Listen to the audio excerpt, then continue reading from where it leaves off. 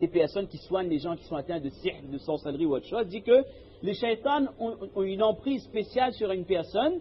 Comment parfois les shaitans ils peuvent accéder à une personne? Parmi les cas de figure, c'est quand la personne est très en colère. Quand la personne explose de colère, là, shaitan, il trouve une entrée directe, il peut pénétrer dans la personne. Ça, c'est certaines personnes qui ont expliqué, et ça rejoint ce que le prophète m'a dit, que la colère, ça vient de shaitan. Et donc, c'est pour ça que le prophète m'a dit, dans le deuxième hadith, que si la personne avait lu cette formule, tout ça serait passé. Pourquoi? Parce que comme shaitan est en train de prendre la possession de votre corps, pour que vous frappez, vous injuriez, vous donnez divorce ou vous maudissez quelqu'un, ben si vous dites je demande protection à Allah auprès d'Allah contre shaitan, le rejeter, ben là shaitan il va s'enfuir et comme par magie, l'effet de la colère va s'estomper. Il y a un masla aussi, hein, le prophète a interdit à un juge, un qadi, de prononcer un jugement alors qu'il est en colère. Si le qadi est en colère, alors il n'y a pas, mais vous savez qu'aux îles Comores, chez vous, il y a des qadis. Si un qadi est en colère, il ne faut pas qu'il prononce ce jugement. Pourquoi? Parce que le fait d'être déjà en colère à l'avance, ben, ça veut dire qu'il ne sera pas objectif de ce jugement. C'est comme il y a certains moulissab, hein, quand le moussaf il prend la collègue deux élèves, ben, quand vous arrivez sur le sabbat avec lui, vous faites un faute, il dit ouais, canon. Parce que vous la ramassez pour tout ça que la mal avant. Vous la ramassez pour les 20 fautes qui étaient fait avant. Ça, c'est injuste, ça. Ça, c'est injuste, d'accord? C'est pour ça qu'un juge ne doit pas donner de verdict quand il est chaud, quand il est en colère. Ça, c'est une petite anecdote. Donc, en commentaire, il dit que quand quelqu'un est en colère, maintenant la solution, qu'est-ce que je dois faire si je suis extrêmement en colère? Parce que ça nous a enseigné que la première chose, c'est essayer de se contenir. Deuxièmement, lire a'udhu billahi minash shaitan rajim. Troisièmement, faire le wudu. Parce qu'en faisant les ablutions, shaitan va sortir. Il dit que oui, mais là, il est en colère, il y a un problème pour madame, mais ça, il fait wudu, mon frère. Vaut mieux ça fait 4 faras wudu que vous donne 4 talaks de madame et que vous pleure toute vie des larmes de sang parce que cette épouse ne reviendra plus jamais pour toi. Parce qu'après 3 talaks, c'est fini. Il ne reviendra plus jamais. D'accord? Vaut mieux faire 4 faras du wudu, laver son visage, les bras, les cheveux, la tête et les pieds plutôt que de prononcer telle ou telle parole. Et également, le prophète nous a enseigné que si quelqu'un est très en colère, si la personne est debout, la personne devra s'asseoir. Les ulama disent que le fait d'être assis, ben, vous allez vous contenir. Vous n'allez pas donner quelqu'un un coup de poing assise. Et si la personne est assise, il va s'allonger. Si la personne est allongée, il y a une hikmat aussi, c'est quand on est allongé, hein, le sang circule moins vite. Donc shaitan a moins d'emprise, que shaitan il circule avec le sang. D'accord? Et si vous allongez, que vraiment c'est un moment où vous savez que soit m'y allonge, soit m'y finit son race. Donc autant vous allongez, à moins que vous êtes un spécialiste de d'affaires brésilien, la Muay Thai, je sais pas quoi, d'affaires ça il bataille à allonger, il frappe. Bon, ça c'est un cas de figure à écarter complètement, mais changez de position. Quand vous êtes chaud avec quelqu'un, en général, comment ça se passe? Il commence à crier, ou Juali, les Juaou, après il commence à faire ça, pousse un petit coup, le premier à pousser, il gagne le premier canon. Après il est parti là, il n'arrête plus là.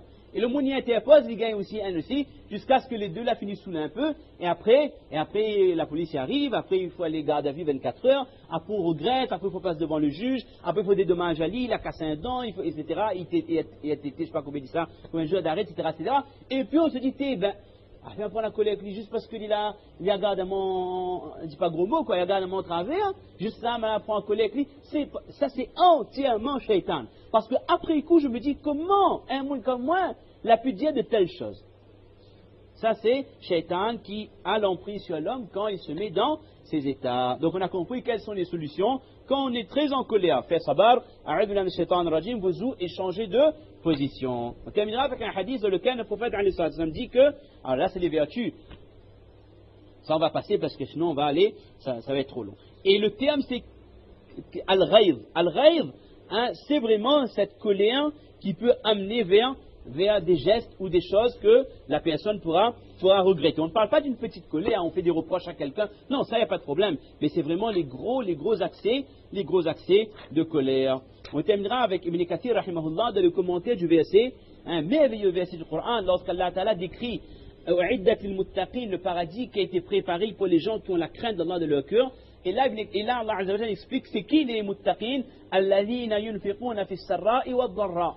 Les gens qui donnent dans le chemin d'Allah, dans les moments difficiles comme dans les moments faciles. Quand on a l'argent, on donne.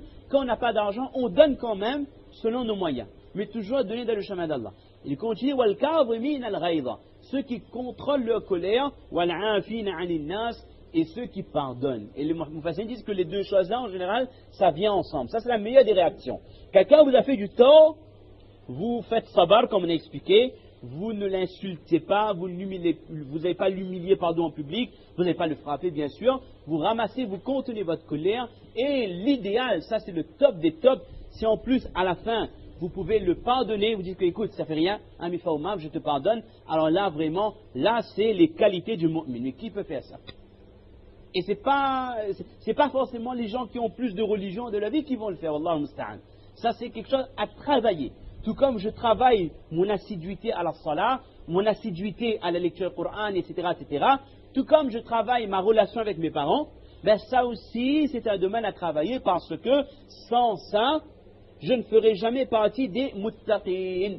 Je ne serai jamais un musulman avec la foi complète. Si je suis un grand imam, un grand fundi, tout ce que je veux, mais le moine, il chatouille à moi, il agace à moi un peu, je m'énerve, j'explose, j'insulte, ben je ne suis pas ahlul taqwa.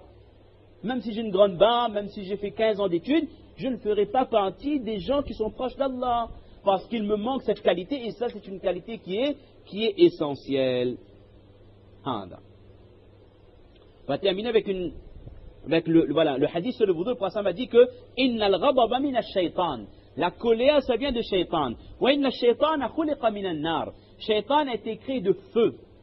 Wa innama tutfa'u an-naru bil ma'. Et le feu peut être éteint que par l'eau. فَإِذَا غَضِبَ أَحَدُكُمْ فَلْيَتَوَضَّأْ. Donc si quelqu'un il se met très en colère, alors que la personne accomplit ce wudu pour éteindre ce feu qui est allumé par shaytan. Hadith dans Abu Daoud. Également, on montre que quand quelqu'un fait preuve de sabar, de la colère, Allah augmente son iman. Hadith il dit que la personne qui fait preuve de patience, de la colère, ma kavamaha abdun lillah illa mala'a jawfahu iman. Allah Ta'ala le remplira de iman. Ce musulman qui va faire preuve de sabar, qui va se contenir, Allah Ta'ala va lui accorder beaucoup plus de iman. Le iman augmente dans ce genre de situation. Et si en plus, ça c'est le paroxysme, ça, si en plus j'arrive à pardonner à celui qui m'a fait du tort, alors là, notre prophète m'a dit que je fais qassam sur ces trois points. Jamais la sadaqa ne diminue les biens. Deuxièmement, lorsqu'une personne pardonne, Allah lui donne plus d'honneur. C'est-à-dire que parfois les gens ils croient que tu ou la pardonne à lui, tu ou la laisse à lui dire où ça, tu ou pas dire rien, ou la pardonner, c'est comme si tu ouais, d'accord, on a bien compris. C'est-à-dire qu'on n'a pas rien, on n'a pas l'honneur pour rien. Non mon frère, quand on pardonne, وَمَا زَادَ اللَّهُ عَبْدًا يَعْفُو إِلَّا عِزًّا.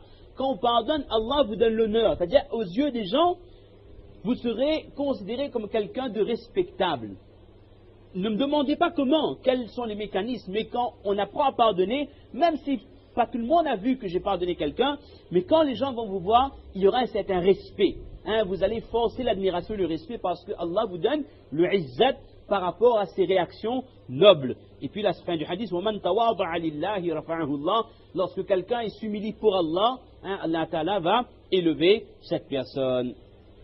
Et là, notre prophète alayhi salatu wassalam dit également que celui وَتَرَفَّعَ لَهُ الدَّرَجَاتِ فَلْيَعْفُ عَمَّنْ ظَلَمَهُ وَيُعْطِي مَنْ حَرَمَهُ. Celui qui veut avoir de hauts degrés, qui veut voir ses degrés élevés, qu'est-ce que la personne doit faire? Pardonner à celui qui vous a fait du tort. Maintenant, quand on dit pardonner à celui qui vous a fait du tort, ça ne veut pas dire non plus de à chaque fois retomber dans la même erreur, dans le même panneau. Si quelqu'un vous a fait du mal, vous n'allez pas vous venger, vous allez le pardonner.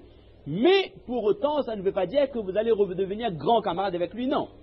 Parce qu'un musulman, là, yuldarul mu'minu, le musulman ne tombe pas dans un même piège deux fois.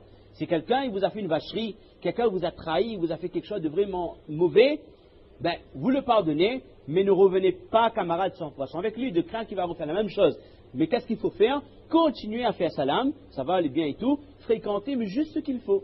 C'est-à-dire, il ne va pas redevenir mon confident, d'accord? Mais le pardonner. Mais ça ne veut pas dire non plus d'être machin, ben, on revient camarade comme avant, parce qu'il ne faut pas répéter, bien sûr, les mêmes erreurs. Donc, ça c'est une petite parenthèse. Donc, celui qui veut voir ses degrés élevés, pardonne à ceux qui lui ont fait du tort. Celui qui vous empêche, celui qui vous fait du mal, qui ne vous donne pas, vous lui donnez. Et le plus beau, wayasil, et le plus dur, wayasil man qata'ahu, wayasil man qata'ahu. Il garde les relations avec celui qui ne veut plus lui adresser la parole. Si dans la famille il y a quelqu'un qui ne vous fréquente plus, d'accord, vous faites le premier pas vers lui à chaque fois. Pas une fois, deux fois, tout le temps. Vous l'invitez chez vous quand il y a une réception, quand il y a une invitation. Qu'il vienne, il ne vienne pas, vous avez fait le premier pas.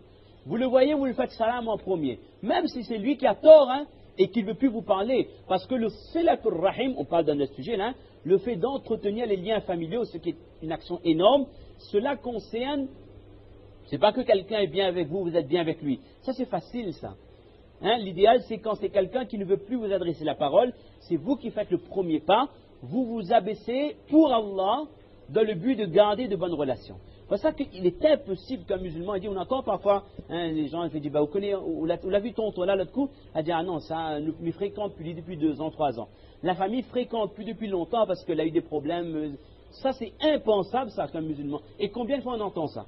Des gens qui disent, oui, tel tonton, oui, mais là, il vient plus la case, parce que depuis il a dit ça, il a fait ci, il a fait ça, nous fréquente plus. On n'a pas le droit de faire ça, subhanallah. Au contraire, celui qui ne veut plus vous fréquenter, faites les premiers pas vers lui, et vous allez voir comment Allah Ta'ala va vous élever. Qu'Allah nous accepte, nous donne ses qualités, hein. Le tout, c'est pas de raconter comment il faut contrôler sa colère, c'est vraiment le mettre en pratique. Parce qu'il n'y a pas une personne ici qui n'est pas à l'abri d'un accès de colère. Hein. On est des humains avec des sentiments, avec des frustrations. Donc la prochaine fois qu'on est dans une situation où vraiment on sent qu'on va péter un câble, on se dit qu'attention, ça c'est Shaitan qui essaie d'avoir une emprise sur moi, je vais me contrôler pour pas qu'il me laisse dire n'importe quoi, il fait n'importe quoi, je vais dire Shaitan rajim, si je peux faire le boulot, je le fais, mais je fais en sorte de ne pas laisser l'emprise à Shaitan. Qu'Allah nous accepte, nous donne la patience dans tout ce qu'on a expliqué, et nous donne la possibilité de mettre en pratique. Mais chers frères, demain c'est le 9e d'El Hijjah. Vous l'avez maintes et maintes fois entendu le hadith. Un petit rappel qui est profitable pour le croyant. Avec moi aussi j'ai un peu de récompense aussi, je vous fais le rappel. Notre prophète a parlé du jeûne du jour d'Arafat en disant Ahtasibu ala Allah, j'ai espoir qu'Allah pardonne les péchés de l'année précédente et de l'année suivante. C'est-à-dire l'année écoulée. Vous savez qu'on est à la fin de l'année islamique là. Hein, après Del Hijjah, c'est fini, c'est Muharram qui reprend. C'est-à-dire l'année 1400 combien 31 est terminé. Donc l'année est terminée. C'est-à-dire qu'Inch'Allah, par la baraka, la bénédiction qu'il y a de le jeûne du jour d'Arafat, c'est-à-dire demain, le 9e de l'Hijjah, on aura les péchés de cette année, Inch'Allah, effacés. Et Inch'Allah, les péchés de l'année qui va venir également. Parce qu'Allah Ta'ala, il est tellement karim, tellement généreux. Allah attend que le musulman, il fait un petit pas vers lui pour lui donner en quantité. Vous vous rappelez les vertus de Laylatul Qadr, comment c'est énorme comme récompense. Mieux que 1000 mois, ça fait plus de 70 ans ibadat. Pareil, jeûnez un jour, c'est-à-dire demain, et Allah vous pardonne une année de péché passé et l'année qui va venir. Faites-le avec la conviction qu'à l'issue de mon jeûne, de mon rosa, de mon somme de demain, j'ai mon année de péché qui a été effacée parce que Allah me l'a promis par le biais du prophète alayhi salatu wassalam. Alors bien sûr, la question qui revient souvent, Arafat c'était aujourd'hui, c'est demain, c'est comment? Tout dépend de la vision de la lune. C'est le même masla qu'on a vu dans le mois de Ramadan concernant la nuit du destin. D'accord? Chaque pays, chaque continent regarde la lune et donc on se base sur ce qu'on a vu. Pour le continent, pour l'Arabie et la péninsule arabe, c'était un jour avant, donc ils ont fait au Kouf Arafat aujourd'hui. Pour nous, le 9e c'est demain et innamal a'malu binniyat wa innama likulli imri'in ma nawa. C'est en fonction de l'intention qu'Allah nous rétribue. Moi, je sais dans ma tête que c'est demain le 9e, je jeûne demain. Vous croyez qu'Allah il va dire bon la porte est fermée, maintenant on ne récompense plus? Na'oudhu billah. Si Allah est capable de me pardonner 2 années de péché pour 24 heures de jeûne, vous pensez que pour un décalage d'une journée, il va dire que maintenant on ne donne plus? Allahu Akbar. Allah il est grand, il est généreux, il est miséricordieux. Donc que je jeûne aujourd'hui avec l'Arabie, alhamdulillah, si j'ai jeûné demain, selon le calendrier de la Réunion et de l'océan Indien d'une manière générale, j'ai fait mon jeûne du 9e de Dhul-Hijjah et Inch'Allah j'aurai les récompenses qu'Allah Ta'ala a promis. Qu'Allah nous accepte. Et puis pour éviter toute divergence, l'idéal serait de faire quoi? De jeûner les 9 jours. Comme le Prophète l'avait fait, il est sunnat de jeûner depuis le 1er de Dhul-Hijjah jusqu'au 9e inclus. Ben là on est on a le package complet. Allah nous accepte. Subhana rabbika rabbil izzati amma yasifun wa salamun ala al-mursalin walhamdulillahi rabbil alamin.